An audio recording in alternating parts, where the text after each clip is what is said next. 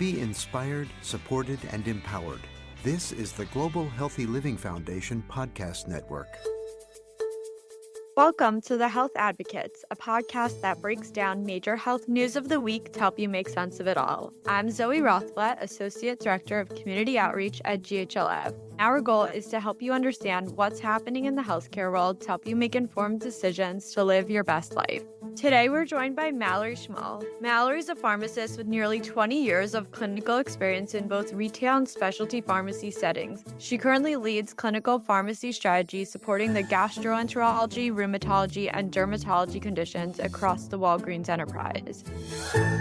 So this week, it's Crohn's and Colitis Awareness Week, and we're talking to Mallory about inflammatory bowel disease, what it is, the treatment landscape. We'll also cover options available for treating Crohn's and colitis, and how to talk to your doctor and pharmacist about these medications. So, Mallory, welcome to the Health Advocates. Thank you. Thank you for having me. Why don't you start off by introducing yourself to our listeners? Sure. My name is Mallory Schmoll, and I'm a pharmacist with Walgreens with lots of clinical experience, and then recently started exploring clinical pharmacy strategy with Walgreens. And I'm really passionate about helping patients with complex conditions like Crohn's and ulcerative colitis, and also passionate about the role that pharmacists can play in managing those conditions and helping patients achieve goals of therapy. So, just to expand, if I can, on the role of the pharmacist really quick, each patient has such a unique journey and is at a different point in that journey in whatever condition they're dealing with. So, while one patient may be trying to achieve remission and get their symptoms under control, another patient with Crohn's or ulcerative colitis might be on cruise control and maintaining remission beautifully and just wants to take that long trip or go to a wedding and not have any flare ups. So, I think pharmacists can really connect with patients on that individual level and meet them where they are and achieve those goals. So, that's kind of a little bit of background. Thank you so much. I'm so happy to have you here and hear more from the pharmacist perspective. Before we dive in a little bit more into that journey, could we take a step back and can you give us an overview of IBD or inflammatory bowel disease? Absolutely. And that's a great place to start because IBD is often confused with IBS. So I think we can get that out of the way and clarify that, and it'll give us a great starting point. And actually, your GHLF website does a great job explaining the difference as well. So that's a great resource. But while both IBS and IBD are chronic GI conditions, IBS is irritable bowel syndrome, and IBD is inflammatory bowel disease. So IBS is called a syndrome because ultimately it's a functional disorder or a group of symptoms without any physical damage to the GI tract. There's no physical damage detected on imaging, like a colonoscopy, for example, and the immune system is really not involved. So the symptoms are still bothersome and can impact quality of life and do need appropriate management, but there's not any physical damage or autoimmune response. IBD, on the other hand, inflammatory bowel disease, what we're focusing on today, is an autoimmune disorder. Under the IBD umbrella is Crohn's disease and ulcerative colitis. So those two conditions are types of inflammatory bowel disease. Because of the autoimmune component, symptoms can appear outside the GI tract with IBD. So things like fever, joint pain, rashes, you would not get that with IBS, but you may with Crohn's or ulcerative colitis. Ulcerative colitis is limited to the large intestine or colon, and Crohn's disease can cause damage at any part of the GI tract, even starting with the mouth. So things like intestinal bleeding can be seen in both, and quality of life can really be impacted with IBD if the symptoms aren't controlled. Thanks so much for that overview. So I'm hearing two things from you. One is the difference between IBS and IBD, and then two is under IBD, we have ulcerative colitis and Crohn's. So really good breakdown there. As some of our listeners may know, actually, I have Crohn's disease, so I'm pretty familiar. And this week is Crohn's and Colitis Awareness Week, which is run by the Crohn's and Colitis Foundation. And for me as a patient and a health advocate, it's a really great time to spread awareness and help share my story. Sometimes with a GI condition, it can feel like a little embarrassing or some stigma around what sharing your story. So it's just like a really great chance to rally around as a community. But I wanted to hear from you as a pharmacist, why are awareness weeks like this important? Yeah, I think awareness is so important, Zoe, and you know this, and I appreciate you sharing that. Because GI symptoms can be uncomfortable to talk about. It feels personal and private, but it's something so many people go through. 3 million adults in the US have been diagnosed with IBD, and there are about 70,000 new cases diagnosed every year. So, this is likely not a journey that you're walking alone. There's lots of people affected and lots of support out there. I think awareness is so important because 1 in 10 people experiencing GI symptoms remain undiagnosed or misdiagnosed for about 5 years, leading up to an accurate IBD diagnosis of Crohn's or ulcerative colitis. So that's 5 years of struggling with symptoms and not really knowing what's going on before we get an accurate diagnosis. So hopefully, by talking about it, reducing the stigma, and increasing awareness, we can get patients diagnosed sooner. Another thing is the majority of people that are affected by Crohn's or ulcerative colitis are diagnosed between the ages of 15 and 35. So that's pretty young. And that group of people is very busy. They're usually working, they might be growing their family, having kids, working on their career. So sometimes GI symptoms, especially, are just easy to push aside and chalk it up to something you ate. But hopefully, we can, through our conversation, we can increase awareness and get those health concerns taken care of. And can you talk to me a little bit more about the challenges around IBD? You mentioned time to diagnosis. I know also all too well that there's a lot of challenges around treatment too. Let's hear more from your perspective about that. Yeah, so some of the main challenges are, like you said, the time to diagnosis. It can take 5 years or longer of struggling with symptoms to get an accurate diagnosis. Then the other component is finding the right treatment, and that can be a process as well. Treatment for these conditions is highly individualized. So some therapies are oral, there are injectable options, and there are IV infusion options. And it can be a bit of an art. There can be some trial and error before we find the perfect therapy that's controlling the symptoms the best. So, our goal is really to help patients achieve remission, maintain remission, and control inflammation. If we can do that, we can improve patients' quality of life and they can do things like travel and go to weddings and go to family events. So, that's really the whole goal. The challenge is that only about 20 or 30% of patients achieve remission from their initial treatment. It can take dose adjustments, possible medication changes, and other adjustments to identify what treatment will be the best at reducing symptoms and what treatment fits with your lifestyle. So that's another piece of individualizing the treatment. Is a once weekly dose going to work the best? And how can we fit the medication dosing into your schedule? Then the challenge, if we can control the symptoms and achieve remission, the next challenge becomes maintaining remission. So, of the patients that achieve remission and get their symptoms under control, up to 50% will experience disease relapse or a disease flare in the first year. So, flares require add on treatments like steroids, and those come with their own side effects. So, one of the goals in maintaining remission is to reduce or prevent the need for steroids. So, lots of nuances in the IBD treatment landscape, but those are just a few points.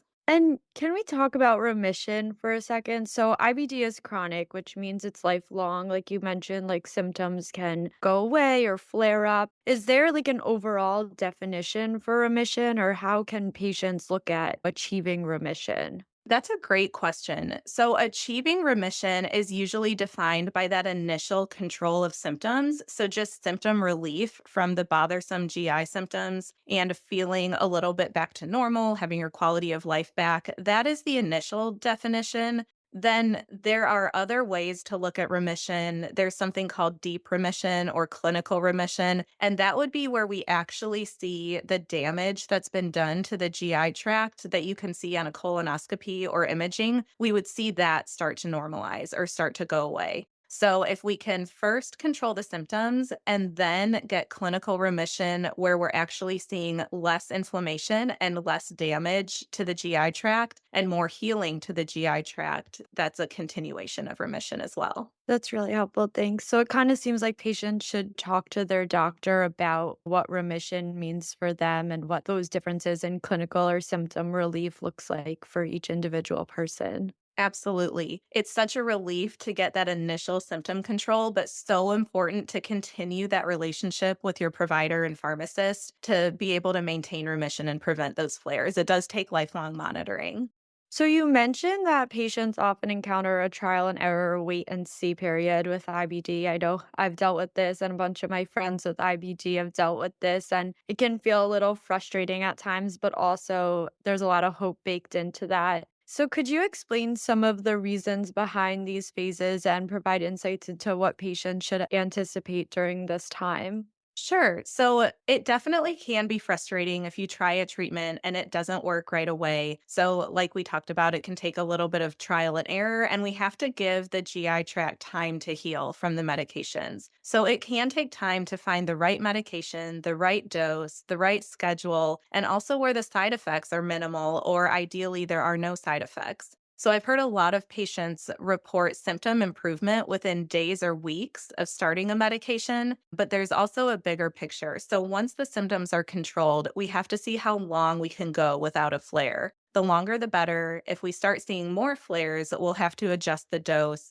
And it's just a lifelong process. So, flares are going to come up. They can be caused by stress or dietary changes. So, figuring out the cause of the flares, whether it was a trigger or there does truly need to be an adjustment in the medication, is all part of that process. Yeah, something actually that's really helped me is just paying attention to those symptoms and writing it down. Like, even if it seems minor, it's good to just write it down and kind of keep track of it because I guess I see my doctors like every 3 months or so, and you could kind of forget what's going on in the meantime. And like you said, it's a process and things are changing. So just jot your symptoms down. And then when you go to the doctor, you could bring it up and see if maybe that does classify as a flare or is just a one off symptom there. Right. And it seems so elementary to keep a journal or to record those symptoms, but it's so worth it because you might otherwise not be able to know what caused a flare up. Trying to remember, oh, what did I eat the other day? Have I been stressed? Like trying to go through all that in your head, it'll be so much easier if you have that written down and can identify a pattern. So let's talk about the treatment options themselves. We've talked about kind of the process around them and what it looks like with communicating with your doctor and what you should pay attention to. But what treatments are actually out there available for treating Crohn's and colitis? Yeah, so a lot of these medications are a mouthful, but if you're familiar with the conditions, you might recognize some of these names. And choosing and starting a medication can be intimidating and confusing. So hopefully it's a shared decision-making process between you and your provider and your pharmacist, and you feel empowered to advocate for what will work best for your schedule, what concerns you have about side effects. And I would flat out ask that as the treatment options are discussed, what are the risks and benefits of every single option out there? So just to name a few drug classes that might be a starting point for someone newly diagnosed, there's a group of drugs called aminosalicylates. You might have heard of mesalamine or sulfasalazine, and those can be used commonly for mild or moderate symptoms, and they control inflammation in the GI tract. They do work best if only the colon is affected by the disease. So another group might be corticosteroids that could be tried, and those are used for moderate to severe symptoms and also used for flare-ups. They really kind of calm down the overactive immune system and will likely help you achieve remission, but they're really not long-term choices because they do have quite a few side effects. So prednisone or methylprednisolone are examples of those. Then you move into immunomodulators, so methotrexate, tacrolimus. Those are examples that lower the activity of the immune system and also reduce inflammation.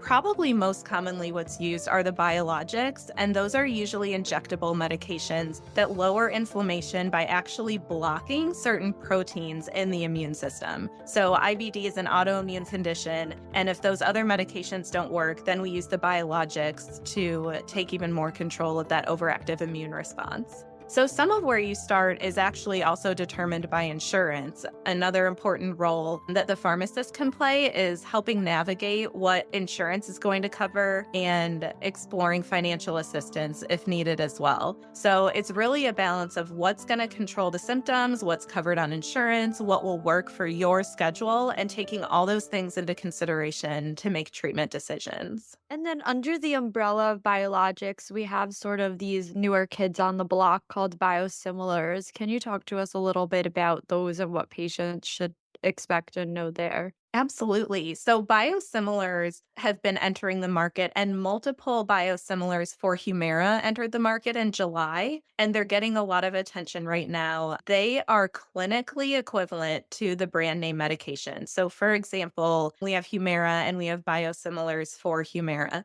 They haven't achieved the same status as generic medications, but they are clinically getting the same results as the original drug. So they have the chance to save the health system and potentially save patients a lot of money, just like generics have in the past. So we're kind of at the beginning phases of biosimilars entering the market, and it'll be interesting to see how that evolves. And the GHLF website actually has great resources on that. And don't you all have a podcast on that topic as well? We sure do, and I'm actually the host of that podcast, so thanks for the shout out. Yeah, biosimilars can seem really confusing and there's a lot of questions around them, but I think it's like at the end of the day, it's what you're talking about, like talk to your doctor about the options, the risks and benefits, and ask them lots of questions. Also, something with biologics and similarly with biosimilars that I think a pharmacist can help you with is setting you up with the patient support program to help with cost assistance as well. Absolutely. Really important to use your full care team and all the resources available to you, your provider, pharmacist, all of that.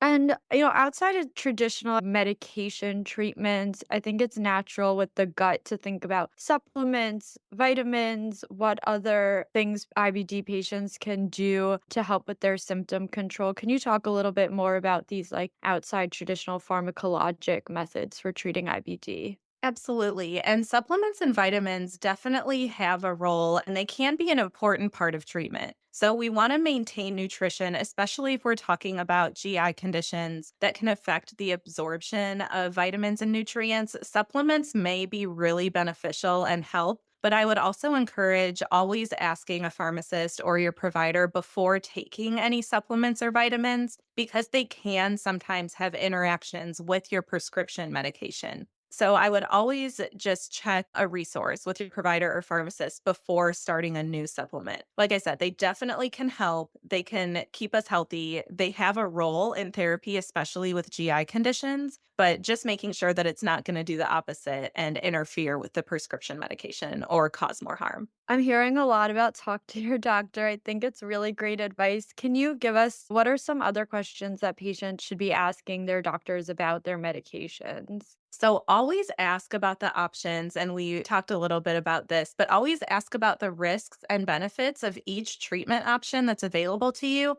so that you feel informed and can make the best decision. And you're going to feel confident that it's going to work, it's going to be effective, it's going to fit within your schedule, the side effects will be minimal. That will give you more confidence in managing your condition and in the treatment itself. So ask about those risks and benefits, and then ask the doctor what they've seen in their clinical experience. So we can read online and the doctors can read in textbooks, but what have they seen from patients that they've worked with? What has worked well in terms of nutrition for other patients? What have they seen cause flare ups? What may put you at risk for a disease flare? So anything that's on your mind, I don't think anything is off the table. Any question that's on your mind, I would ask. It'll make you feel much more comfortable going through the treatment journey. It's so true. Yeah, there's no dumb questions. It's your health and it's your body. And it's so important to feel confident in the treatment you're choosing and the shared decision making. And, as we have you here, a pharmacist, can you talk to us about what questions you should ask your pharmacist or what role a pharmacist can play alongside your doctor in choosing these medications?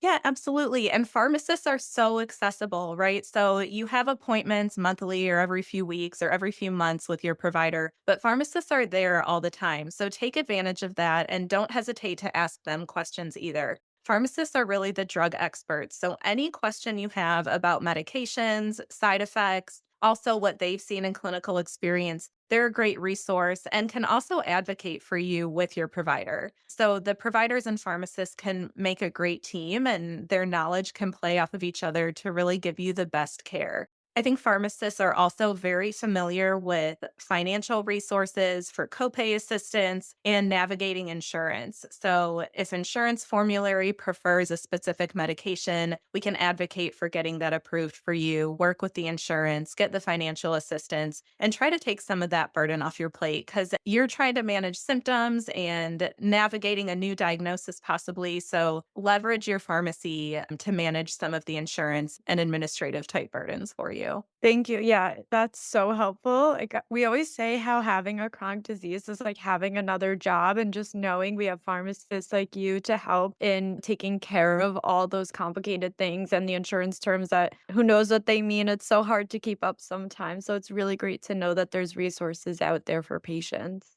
Absolutely. And one more thing is never feel like you're bothering a pharmacist because, Mm. yes, we have to check the accuracy of prescriptions and make sure we're dispensing the right medications. But I think every pharmacist would say the best part of their job is actually talking to patients and learning from them and being able to help provide education or help contribute to controlling those symptoms. So just never be afraid to ask any question. I love that. Thank you for that. And on that note of just like being real people in daily life, we talked a lot about symptom control and remission, but I wanted to just end on the note of like what this all actually means in quality of life. At least for myself, less frequent bathroom trips and less pain has allowed me to have a better social life, a better working life, and really be present in every day. And sometimes I'll notice I'm a little more tired or I have to step back than compared to my friends who are quote unquote healthy.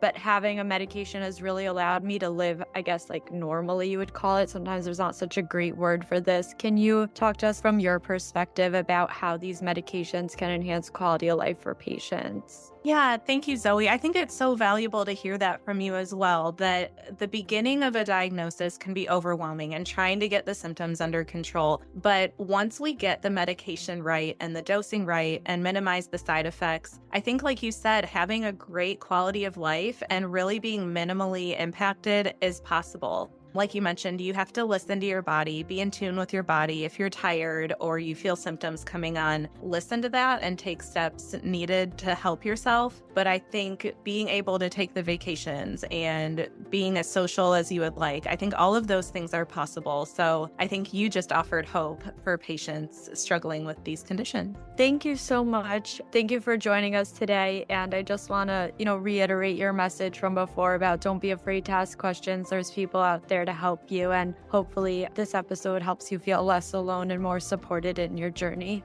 Thank you so much, Zoe.